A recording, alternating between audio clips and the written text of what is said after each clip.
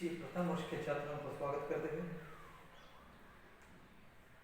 तो अपने पाठ्यक्रम से आधारित निर्धारित किया गया गद्य भाग के आधार पर पहला पाठ है बड़े घर की बेटी, दूसरा है स्वामी विवेकानंद और तीसरा यानी स्वामी विवेकानंद से लिखित युवाओं से और तीसरा है हरिशंकर परसाई से लिखित निंदा रस।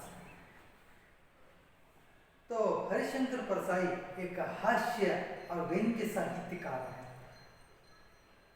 इस पाठ के आधार पर वो बताना चाहते हैं व्यक्ति कैसे दूसरों को निंदा करते हैं। निंदा करना महापाप है। तो जाने अनजाने में कुछ गलतियां होती है तब उनको समझाना अलग बात है, लेकिन तो न जानते हुए भी दूसरों के बारे में ऐसे वैसे बातें करते हैं, दूसरों के सामने उनकी निंदा करते हैं, अपने मित्र के बारे में भी ऐसे वैसे शनाख्त करते हैं, ये सब बुरी बात है। तो इसी के बारे में हास्य व्यंग्य साहित्य का एक तमाचा मारते हुए, ऐसे निंदकों को तमाचा मारते हुए इस पाठ के आधार पर कुछ बातें बताना चाहते हैं। हम देखेंगे तो कवि इन्हें लेखक क्या कहना चाहते हैं। प्रस्तुत व्यंग्य रचना निंदा रस एक सुंदर कलाकृति है। लोग एक दूसरे के प्रति ईर्ष्या भाव से निंदा करते हैं। कुछ लोग अपने स्वभाववश कारण ही निंदा करने में रस लेते रहते हैं तथा कुछ लोग अपने आप को बड़ा सिद्ध करने के लिए दूसरों की निंदा करने में लगे रहते हैं। तो लेखक की बातों से पता चलता है निंदा में भी विविध प्रकार है। यहाँ पर पहले बताते हैं कि एक दूसरे के प्रति ईर्ष्या भाव से निंदा करते हैं। तो ईर्ष्या भाव यानी द्वेष भावना, एक को देखकर दूसरों को समाधान नहीं होता है। उनके तरक्की देखते हुए जब वो आगे बढ़ने लगता है तब इनको सहन नहीं होता, तब ईर्ष्या के रूप में उनकी निंदा करता है। और बताते हैं कुछ लोग अपने स्वभाववश अकारण ही निंदा करते हैं। जो कुछ लोग जो जानबूझकर ने उनका स्वभाव ही ऐसा होता है कि जो अपने स्वभाववश अकारण यानी बिना कारण ही दूसरों के बारे में निंदा करते हैं।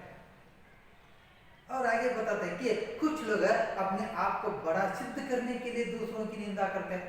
ऐसे भी कुछ लोग होते हैं अपने आप को बड़ा सिद्ध करने में वो तुले होते हैं। तो गलतियां तो करता है फिर भी अपनी बात पर अड़े होकर उस अपनी बात को ही सिद्ध करने के लिए वो दूसरों की निंदा करते हैं। तो ऐसे निंदकों पर हरिशंकर परसाई जी ने करारा प्रहार किया है। ऐसे निंदकों के बारे में कुछ बातें बताना चाहते हैं। करारा व्यंग्य किया है, इन्हें तमाचा मारा है। मनुष्य के सहज गुण निंदा करने की आदत से परिचित कराने तथा अपने आप को जो यथासंभव उससे दूर रखने के उद्देश्य से प्रस्तुत रचना चयनित है। यहाँ पर बताते हैं कि मनुष्य के सहज गुण निंदा, तो मनुष्य के कुछ गुण होते हैं तब ये निंदा भी ऐसा सहज गुण है, लेकिन ऐसे गुण को तोड़ना चाहिए, दूर रखना चाहिए, उसको छोड़कर अपने आप को सही रास्ते पर जाने के लिए बाध्य करना है। तो इसलिए यहाँ पर कवि बताना चाहते हैं, लेखक बताना चाहते हैं कि तो अपने आप को इससे दूर रखिए, निंदा से दूर रखिए। निंदा से दूर रखने के लिए यहाँ पर विनम्र बातें करते हुए हमारे सामने कुछ बातें बताना चाहते हैं। हम देखेंगे जो लेखक क्या बताना चाहते हैं। निंदा की ऐसी महिमा है और दो चार निंदकों को एक जगह बैठा कर निंदा में निमग्न देखिए। तो निंदा में ऐसी शक्ति है, जब जो आसपास के कुछ 4-5 लोग बैठकर बातें करते रहते हैं तब वो इतना दूसरों को निंदा करने में निमग्न होते हैं, तन्मय होते हैं, आसपास क्या होने लगा ये भी पता नहीं चलता। जैसे यहाँ पर बताते हैं कि जो निमग्न देखिए और तुलना कीजिए कि 2-4 ईश्वर भक्तों से जो रामदू लगा रहे हैं, जैसे भगवान की भक्ति में लीन हो गए हैं, जो भगवान की भक्ति में लीन होकर भजन करने लगे हैं, उन लोगों में इतना तन्मय नहीं होता, मग्नता नहीं होता, फिर भी जो दूसरों को निंदा करने के लिए इतना तन्मय होकर जो दूसरों के बारे में ऐसे वैसे शनाख्त करते रहता है, निंदा करते रहता है, इतना वो मग्न होता है, ये तो गलत बात है। तो दूसरों को न समझते हुए उनकी निंदा करना महापाप है। निंदकों की जो निंदकों की सी एकाग्रता, परस्पर आत्मीयता और जो निमग्नता भक्तों में दुर्लभ है। जैसे वो दूसरों को निंदा करने में मग्न होते हैं और आत्मीयता होती है उनके ऊपर, उनके पास परस्पर, और जो एकाग्रता होती है, ऐसे एक एकाग्रता, विनम्रता और आत्मीयता दूसरों के पास हम नहीं देख सकते। इतना वो दूसरों को टीका करने में, निंदा करने में मग्न होते हैं। इसलिए संतों ने निंदकों को आंगन कुटी छवाए पास रखने की सलाह दी है। तो इसलिए संतों ने कहा है ऐसे निंदकों को अपने पास रखना चाहिए, अपने आंगन में कुटी लगाकर रखना चाहिए, क्योंकि हमारे गलतियों को सुधारने का काम जो वो निंदक करते हैं। तो इसीलिए संतों ने कहा था कि ऐसे निंदकों को नियर रखिए, अपने पास रखिए, अपने आंगन में कुटी बनाकर उनको रखिए, क्योंकि वो हमारे स्वभाव को स्वच्छ कर लेता है, हमारे स्वभाव को शुद्ध कर लेता है, गलतियों को सुधारने की एक कार्य करता है। ऐसे यहाँ पर निंदकों के बारे में बताना चाहते हैं और कहते हैं कि ईर्ष्या द्वेष से प्रेरित निंदा भी होती है। निंदा में अनेक प्रकार है, और यहाँ पर और एक बताते हैं कि ईर्ष्या द्वेष से प्रेरित निंदा भी होती है। ईर्ष्या और द्वेष से प्रेरित निंदा होती है, यानी दूसरों का जो आगे बढ़ना देख कर हमारे मन में जलन उत्पन्न हो जाते हैं। उनको अच्छा होता है तो हमारे मन में कुछ ऐसे विचार उत्पन्न हो जाते हैं कि उनको आगे बढ़ाना रोकना चाहिए। वो क्यों आगे जाना चाहता है, हम यही बैठे ना, हमारे साथ वो भी पीछे रहे। ऐसे कुछ ईर्ष्या द्वेष की भावना होती है। और तो निंदा का उगम हीनता और कमजोरी से होता है। हीनता का उगम यहाँ पर बताते हैं कि हीनता और कमजोरी से होता है। हमारे मन में जब कमजोरी होती है, हीनता होती है, तब मन में निंदा का उगम होता है। निंदा जो उत्पन्न हो जाती है यहाँ पर, इसलिए बताना चाहते हैं कि मन के स्वभाव को स्वच्छ करना है, मन में अच्छी भावनाओं को रखना है। इसलिए वो कहते हैं कि जो निंदा का उगम हीनता और कमजोरी से होती है, हीनता को त्यागना चाहिए, दूसरों की भलाई में हमारी भलाई को समझना चाहिए। जैसे वो आगे बढ़ना चाहता है, उनको देखकर खुशी उठाना चाहिए, खुशी होना चाहिए। वो तो आगे बढ़ने लगा है, जाए, उनको मौका मिला है, वो आगे जाने लगा है, हमारे समय आ जाता है तब मैं भी आगे जाऊंगा। ऐसे एक विशाल स्वभाव हमारे मन में उत्पन्न होनी चाहिए। और कमजोरी, हमारे पास कुछ कमजोरी होती है, उनको आगे देखकर हम जलने लगते हैं। हमारे पास कुछ कमजोरियां होती है, इसलिए कमजोरी को छोड़ना चाहिए और हीनता को छोड़ना चाहिए, तब हम आगे बढ़ सकते हैं। तो नहीं तो हम यही बैठकर जो दूसरों की निंदा करते हुए हमारे भविष्य को हम स्वयं जो बर्बाद कर लेते हैं। निंदा कुछ लोगों की पूंजी होती है, निंदा कुछ लोगों की संपत्ति होती है। पूंजी यानी संपत्ति, कुछ लोगों की संपत्ति होती है, तो उनके पास और कोई संपत्ति नहीं होती, लेकिन बातें करते हैं, इतना बातें करते हैं कि दूसरों के बारे में निंदा करते हैं कि निंदा ही उनकी संपत्ति है।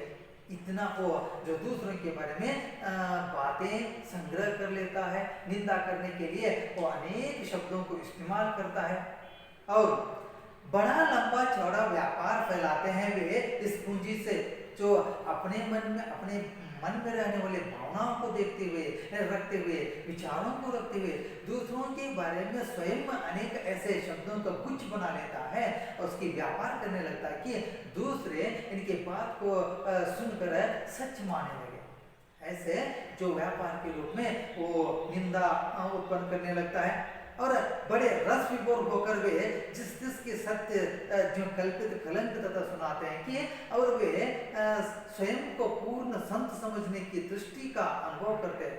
दूसरों के बारे में इतना जो कथा बनाते हैं कि सुनने वाले सच माने और अपने आप को संत के रूप में देखना चाहते हैं और दूसरों के दुष्ट के रूप में देखना चाहते हैं।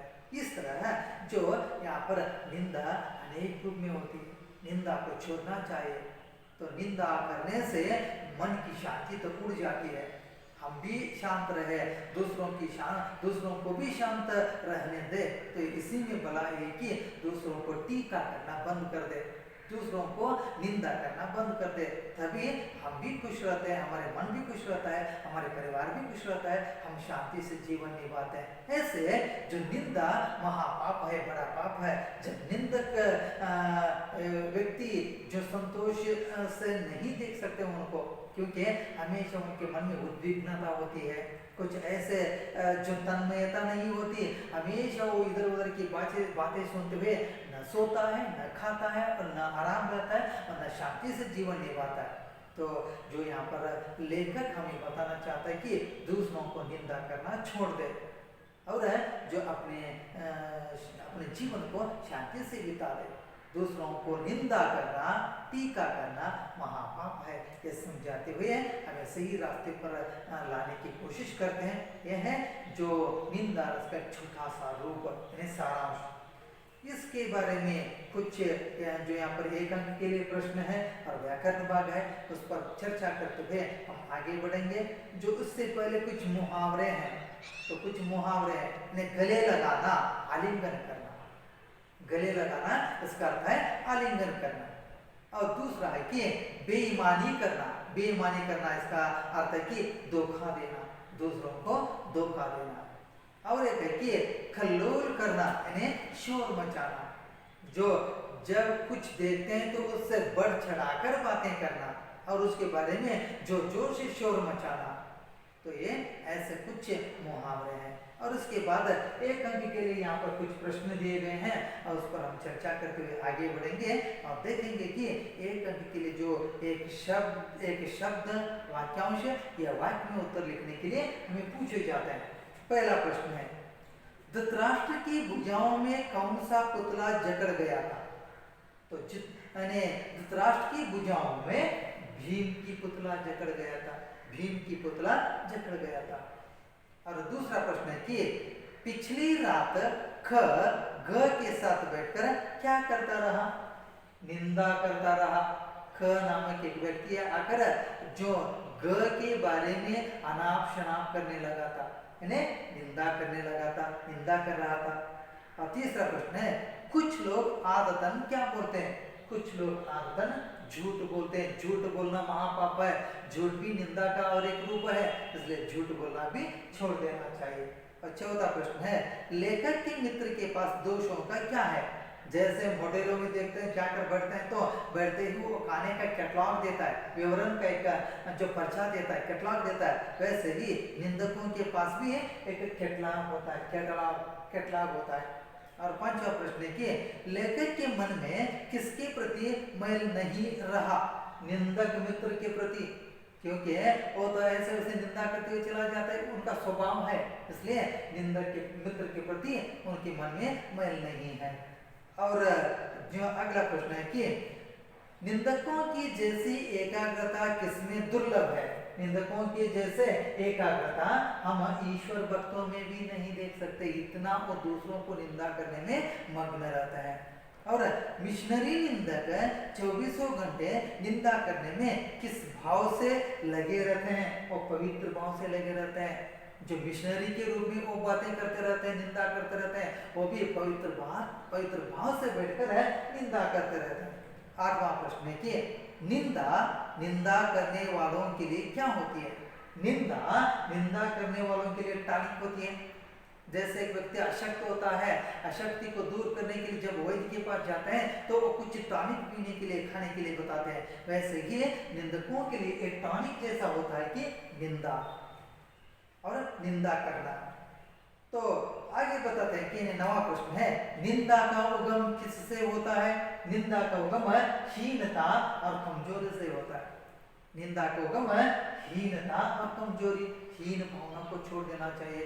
दूसरों को देखकर शराब करना, जो कुछ ऐसे वैसे बातें करना, उनको देखकर जलना, जो ऐसे कुछ हीन भावना को छोड़ देना चाहिए और कमजोरी को छोड़ देना चाहिए। इसलिए बताते हैं कि हीनता, निंदा का उगम हीनता और कमजोरी से होता है। अगला प्रश्न है, 10वां प्रश्न है कि कौन बड़ा ईर्ष्यालु माना जाता है? तो इंद्र बड़ा ईर्ष्यालु माना जाता है। और दूसरों के मन में रहने वाले शांत स्वभाव को देखते हुए जो इंद्र जलने लगा था, इसलिए बताते हैं वो इंद्र बड़ा ईर्ष्यालु माना जाता है। इस तरह तो एक अंक के लिए प्रश्न है। जब एक अंक के लिए प्रश्न पूछते हैं तब एक शब्द वाक्यांश या वाक्य में उत्तर लिखना अनिवार्य है और लिखना चाहिए।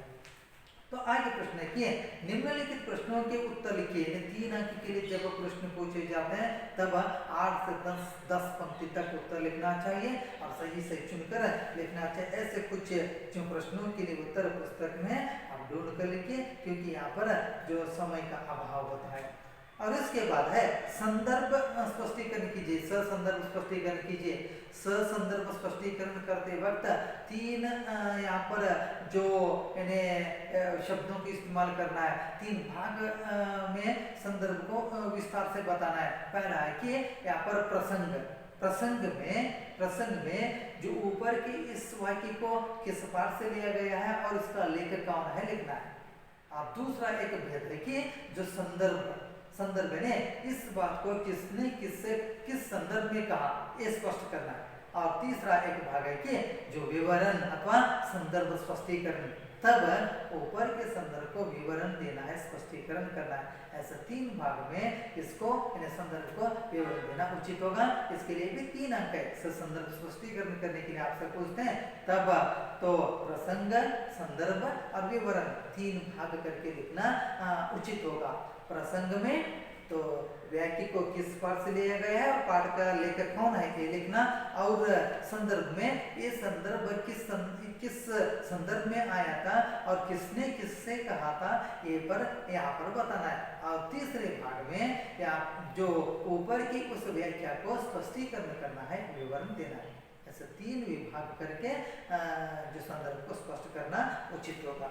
और इसके बाद है कोष्टक में कुछ शब्द दिए गए हैं और कोष्टक में रहने वाले शब्दों को चुनकर रिक्त स्थान की पूर्ति करना है। रिक्त स्थान भरना, कोष्टक में कुछ शब्द दिए हैं उसको चुनकर जो सही शब्द को चुनकर ढूंढकर रिक्त स्थान को भरना है। यहाँ पर पूंजी, ईर्षा और द्वेष, वेदनाशक, पुतला, तूफान ऐसे कुछ शब्द दिए हैं और 5 वाक्य भी है। तो पहला वाक्य क्या है देखेंगे। सुबह चाय पीकर अखबार देख रहा था कि वे डैश डैश की तरह कमरे में घुसा, यानी तूफान की तरह कमरे में घुसा, तूफान की तरह वो कमरे में घुसा। और दूसरा कि छल का धृतराष्ट्र जब आलिंगन करे तो डैश डैश ही आगे बढ़ना चाहिए, यानी पुतला आगे बढ़ना चाहिए। पुतला यहाँ पर बढ़ना है, यानी उचित शब्द है, पुतला आगे बढ़ना चाहिए। और तीसरा कि निंदा का ऐसा ही डैश डैश अंधेरा होता है, निंदा का वेदनाशक अंधेरा होता है। निंदा का ऐसा कि वेदनाशक अंधेरा होता है, यहाँ पर वेदनाशक भरना उचित होगा। और चौथा कि डैश डैश से प्रेरित निंदा भी होती है, ईर्षा द्वेष से प्रेरित निंदा होती है, ईर्षा और द्वेष से प्रेरित निंदा भी होती है। और 5वां प्रश्न है कि निंदा कुछ लोगों के लिए डैश होती है, निंदा कुछ लोगों के लिए पूंजी होती है, संपत्ति होती है। ऐसे जो पुस्तक में दिए गए सही शब्दों को चुनकर रिक्त स्थान भरना आवश्यक है। इसके बाद है वाक्य शुद्ध करना। कुछ वाक्यों को अशुद्ध वाक्यों को दिया गया था, उसको हमने शुद्ध करके यहाँ पर लिखा है। उनमें से पहला प्रश्न है कि ऐसे मौके पर हम अक्सर अपने पुतले को अंकवार में दे देते हैं। तो ऐसे मौके में यहाँ पर बताया गया था कि ऐसी मौके पर हम अक्सर अपने पुतले को जो अंकवार में अंधकार में दे देते हैं लिखा गया था, लेकिन ऐसी के बदले में ऐसे करना है, अंधकार के बदले में अंकवार करना आवश्यक है, यानी तब वाक्य शुद्ध हो जाता है। और दूसरा, पर वह मेरा दोस्त अभिनय में पूरा है, तो पर वह मेरी दोस्तता, मेरी नहीं मेरा लिखना चाहिए, पर वह मेरा दोस्त अभिनय में पूरा है। और निंदक, और तीसरा है कि जो निंदक का ऐसी ही महिमा है, खा नहीं की करना चाहिए, निंदक की ऐसी ही महिमा है। और चौथा है कि आपके बारे में मुझसे कोई भी बुरा नहीं कहता, बुरी था, बुरी के बदले में बुरा इस्तेमाल करना है, तब वाक्य शुद्ध होता है। आपके बारे में मुझसे कोई भी बुरा नहीं कहता। और अगला कि सूरदास ने इसलिए जो निंदा शब्द रसाल कही है, था, लेकिन कही के बदले में कहा लिखना चाहिए। सूरदास ने इसलिए निंदा शब्द रसाल कहा है। ऐसे जो अशुद्ध वाक्यों को देते हैं, हमें शुद्ध करने के लिए पूछते हैं, तब हमें शुद्ध करके लिखना है। और उसके बाद है अन्य लिंग रूप लिखना। शब्द स्त्रीलिंग हो तो पुल्लिंग में बदलना है, और पुल्लिंग हो तो स्त्रीलिंग में परिवर्तन करना है। इसलिए बताते हैं कि अन्य लिंग रूप। ऐसे कुछ शब्द यहाँ पर दिए गए हैं, हम देखेंगे जो क्या था, हमें क्या लिखना चाहिए। पुतला, पुतला ये पुल्लिंग था, उसको स्त्रीलिंग करने से पुतली हो जाती है, पुतला पुतली। मजदूर मजदूरनी, बेटा बेटी, पति पत्नी, स्त्री पुरुष। ऐसे अनेक शब्द दिए जाते हैं। अगर शब्द स्त्रीलिंग में हो तो पुल्लिंग में परिवर्तन कीजिए, या पुल्लिंग में हो तो स्त्रीलिंग में परिवर्तन करना उचित होगा। जो प्रश्न पूछते हैं, जो शब्द देते हैं, उसका जो परिवर्तन करना है, लिंग रूप लिखना अनिवार्य है। इसके बाद है अन्य वचन रूप। अन्य वचन यानी जो शब्द एक वचन में हो तो बहुवचन में लिखना है, और बहुवचन में हो तो एक वचन में लिखना आवश्यक होगा। ऐसे कुछ यहाँ पर शब्द है। भुजा, भुजाएं, भुजा लिखा है, और भुजाएं, भुजा एक वचन, भुजाएं बहुवचन। कथा, कथाएं। दुश्मन, दुश्मन ही है, बहुवचन में भी दुश्मन ही होता है। घंटा, घंटे। कमरा, कमरे। कविता, कविताएं।